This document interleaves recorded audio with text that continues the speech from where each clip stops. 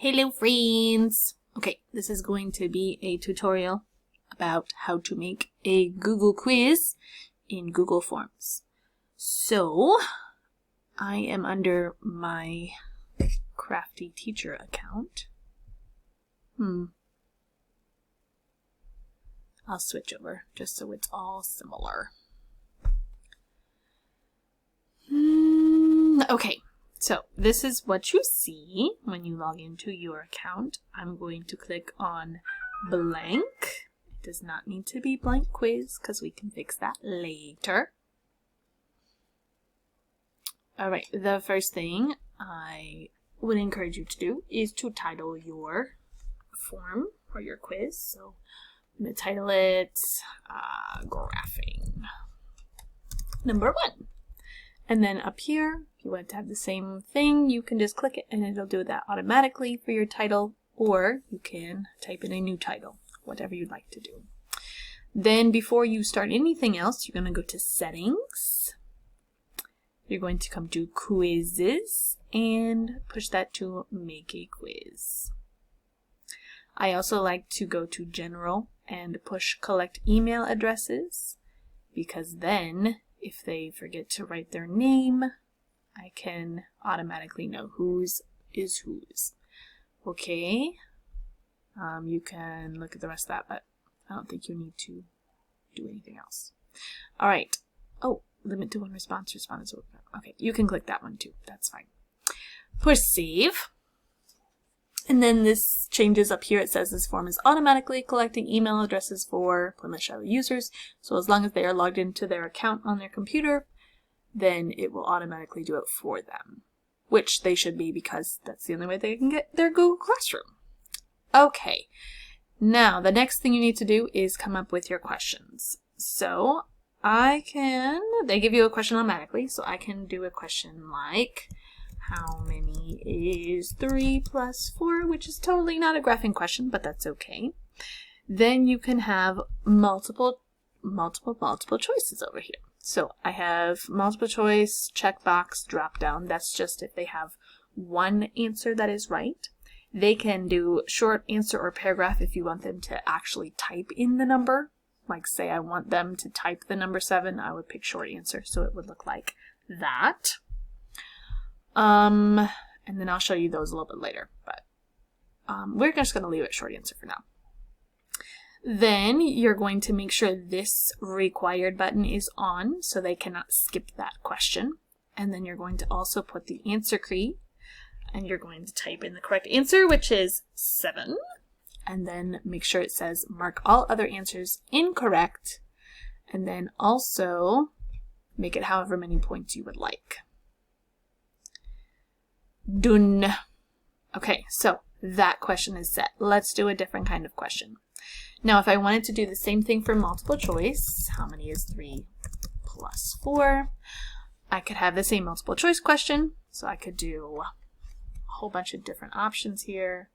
5, 7, 8, 2. And then, same thing. I do my answer key, pick the right answer, make it a point value, push done, and don't forget your required down here so they can't skip it. Okay, the same thing is for checkbox and drop down. It's just different formatting for them on their end. Okay, now we can get into grid questions. So this could say, find all of the even numbers. Okay. Then I'll go over here. It tries to guess what you want, but just ignore that. And I could go to checkbox grid. And then in my rows, I could do 3, 4, 7, 9, 10, 13, 15. However many you want. And then you can make a column that says even and a column that says odd. And then this says require a response in each row, if I would like that to happen. And then my answer key, this is what the question will look like besides the points. They will not see the points, but this is what the question will look like to the kids. So I'm going to go, okay, that number is odd, that one's even, that one's odd, and then they just check mark which one it is. And then you can assign a point to each line, making this a total of 7 points, this question. Boop, just like that, and then push done. Ta-da! And then as you're making your quizzes, if you ever want to preview what they look like maybe you don't know what that would look like and you want to see, you can go up to this up here and click the eyeball, which is preview. It'll give you a new tab, and it will show you the kids version, so what they see. And then just to get back, X out of that tab, and you're back to your creating mode. All right, I think I gave you all of that instruction already, so that was the refresher. Some things that I have figured out. If you would like to add pictures to your answer choices, we can say, which is the picture of a 3?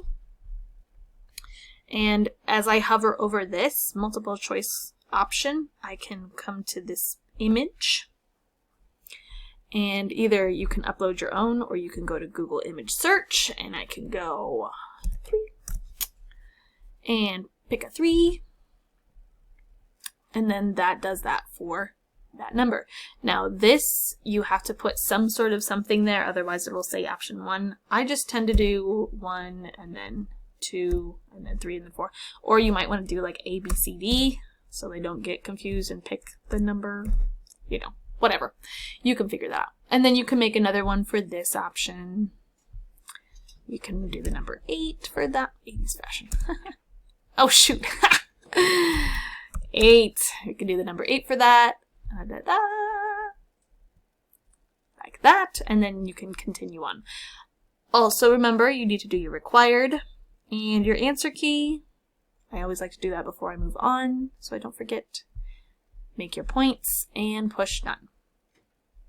Alright, so that is how to add an image for your answers. But if you want to add an image in your question, so like say,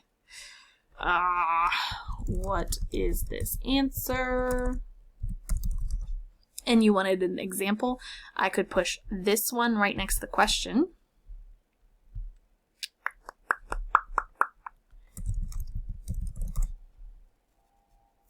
Obviously these are gonna not be good because I didn't really search through this. Okay, let's do this. Really advanced stuff for first grade. Okay, now this goes on top of the question, or with the question, and then you can type in your answers. So say like 4, 3, 4, you know, whatever you want to do. We've done that before. But if you would like to make this resize, because as you see it's huge and I can't really see my answers very well, all I have to do is click on the image and then make my arrow in the corner and drag it to however big or small I want it. And also, my favorite thing is that if you push these 3 dots here, you can either align it left, center, or right, or change it if you don't like it, or remove it. So I'm going to push center, so then it's in the middle of my screen, like so. I'm going to push required, that, make a point value, and done. Awesome. Okay, I'm trying to think of anything else I need to show you. I don't think so there. Okay.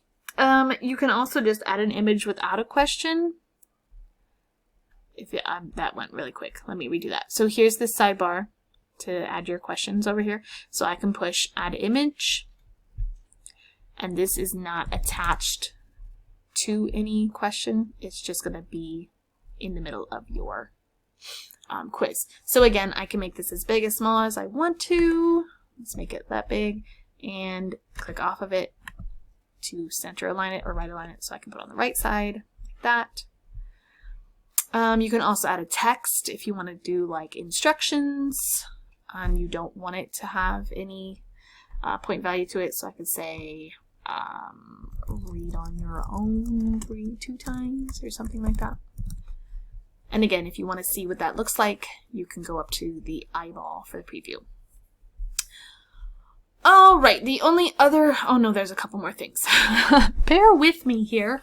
Okay, I wanted to add a YouTube video because you guys are going to be doing your lessons, your mini lessons, and you want to insert this into the quiz so then they don't have to click on 2 different things.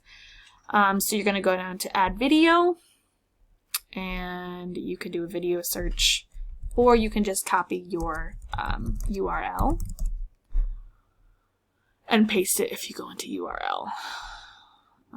These are none of my videos, so I'm just going to go, oops, I'm just going to go to our channel and pick one that I've done recently.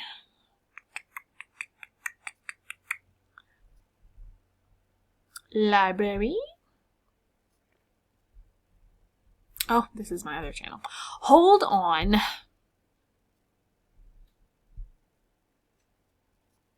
There we go. Okay, and I could pick, this is all of ours right here. That's history, but we can go to library for all of our videos. Oh, that is all our videos. Hello. Okay, your videos. It's been a long day. There we are. Okay, there are all our videos. So I could click on the one that I wanted, copy the URL up here, go back to this, push URL, and paste it. And then, hello, there it is. Push select. Now you notice it's kind of down a little farther and you're like, I don't want it there. So you're going to click these 6 dots, click and drag it up to where you would like it. I always put my videos at the top to make sure that they know to watch that first. Now, you're probably looking at the video going, holy cow, that's really small. They're not going to be able to see what I'm doing. But, fabulous thing, you can click on it and, again, make it as big or small as you want to. And then I put, watch this first, so they can do the mini lesson with you before going on to their quiz. Okie dokie. Other than that, you can add sections if you want it to be like a longer quiz. So say, my first section was adding, and then my second section would be subtracting. After the question I want to make a different section on, I would push add section, and then that just says that this is a different one. So after section 1, there's a couple of options. Go to section 1, go to section 2, continue next section, or submit form. You would just continue next section, and then this section would be subtraction. But that's only if you want them to have like, oop, spell that right. That's only if you want them to have multiple pages on your quiz. If you just want it to be a 1 page and done, then don't worry about the sections. Okay, I think I have told you everything. Pretty sure. I'm trying to look through here. Short answer. No, that really doesn't apply to us. Oh, if we want a file upload, you can do import anything that's on your files, in your files already, like a picture or a doc or whatever. I'm thinking. I don't think there's anything else.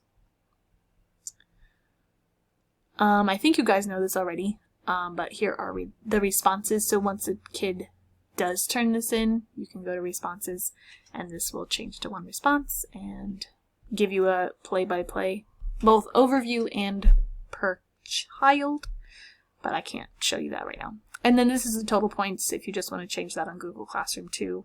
Otherwise, it'll update it for you.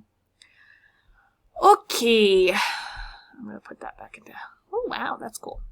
That just shows you the questions if you just want a more compact view. Okay, I'm trying to think if there's anything else. You can add collaborators, so if you want to share this with your other teacher friends like me, you can push this and then just put in my email address. I would suggest, as you're doing this, to go into your Google Drive and make a folder for these. I'm sure you both know how to do that. And then, so you don't have to share every single math thing that you do, every single quiz, you can just share the entire folder. So then we don't have to keep sharing everything.